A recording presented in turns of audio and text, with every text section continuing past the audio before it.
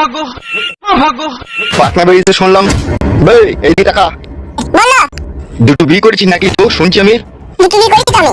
বই আমরা একটা বলে শুনতে করতে পারছি না, তুই দুটো বিয়ে মারিছিস? তুই কথা বলবি না, বলে দিলাম ভাড়া। এই ফাটা কপালি ছোড়া, তোরা নিজেকে কি ভাবিস কি বলতো? তোরা ভাবিস যে তোরা এই সমাজে যে সব কাজগুলো করছিস সেগুলো মানে সঠিক লাই, ওই জন্য লোকের বউকে বাড়তে গেলে পালিয়ে আসি লাই। মানে ছোড়া, তোরা তো হিম্মত পাস কোথা থেকে?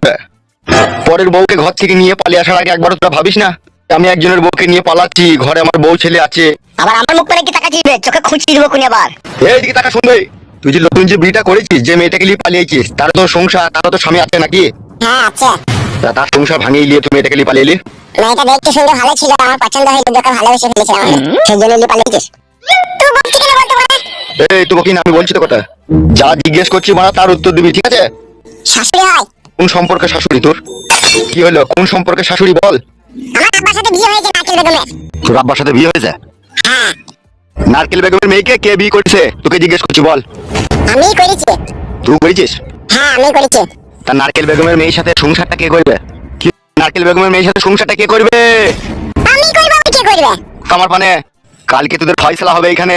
ওই নতুন যে মেয়েটাকে বিয়ে করেছিস তাকে ওইখানে নিয়ে আনবি, আর পুরনো বউটাকেও নিয়ে আনবি। তোর মনে থাকে যেন কাল বৈকাল 4টের সময় এখানে চলে আসবি। আলো হারামিরা মনে হচ্ছে বাবার জমিদারি পেয়েছে, যাকে মন তাকে বিয়ে করবো, যাকে মন তাকে ছেড়ে দেবো। যাবে যা, কালকে দেখে চলে আসবি সবাইকে। যা এখন বাড়ি যা। এখন যা, আর যেটা বললাম সেটা যেন কালকে সবাই মিলে এড়িয়ে চলে আসবি। আর না হলে হাত দেখবি, প্রথমে কাকুনি তারপর ঝাঁকুনি। এই গুড মর্নিং ভাই, চামচাম এরকম করে কেন? আমি তো কিছু বুঝি না। কি হলো বে, মুখ মানে তাকাচ্ছিস কেন এরকম করে? এ যা যা যা, এখন অত চিন্তা করার দরকার নাই, যা এখন বাড়ি যা। কি রে বাপ, কইকে তুই কোথায় গেছিলি? কোথায়? আর বলো না আব্বা, বিশাল ফ্যাশনে পড়ে গিয়েছে। কি হয়েছে কি তোর? এমএলএ সাহেব আমাকে ডাক করেছিল। না কিসের লেগে? বলছে আমার ফয়সালা করবে ওরা। কিসের ফয়সালা? বলছে তুই দুটো বিয়ে করেছিস, সেই জন্য তোর ফয়সালা হবে, তাই বলছে। আমি চিন্তা করছি এমএলএ সাহেবকে কে ফয়সালা করার পারমিশন দিল?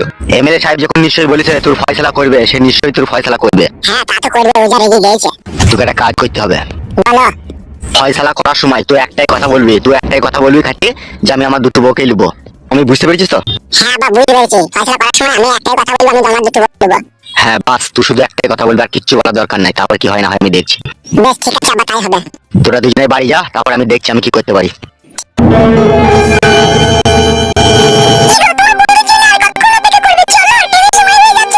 যাবো তো, শোনা আবার অত তাড়াহুড়ো করো না, দাঁড়াও না, ও আসবে। একবারে রেডি হয়ে গেছি বন্ধু? হ্যাঁ দেখতে পেয়েছি, আমি কখন থেকে তোর জন্য অপেক্ষা করছি। ঠিক আর বলি না, আবার একটা ফ্যাশনে পড়ে গেলাম আমি। কিসের ফ্যাশনে পড়ে গেলি তুই? ওইসব কথা এখন পরে হবে, ঠিক আছে? সাবধানে যা, ঠিক আছে? যেই আমাকে ফোন করবি। বেশ ঠিক আছে, চলো। তুই এদিকে একটু খেয়াল রাখবি। হ্যাঁ ভাই চললাম তাহলে, ভালো থাকিস। হ্যাঁ কোনো টেনশন করিস না, বিনা টেনশনে যা, আমি ভালো আছি, ভালোই থাকবো, তুই যা। মানমারানি ভাই এমএলএ, তুই এবার বুঝবি কত যন্ত্রণা। তোর মেয়েকে আমি পগার পার করে দিলাম।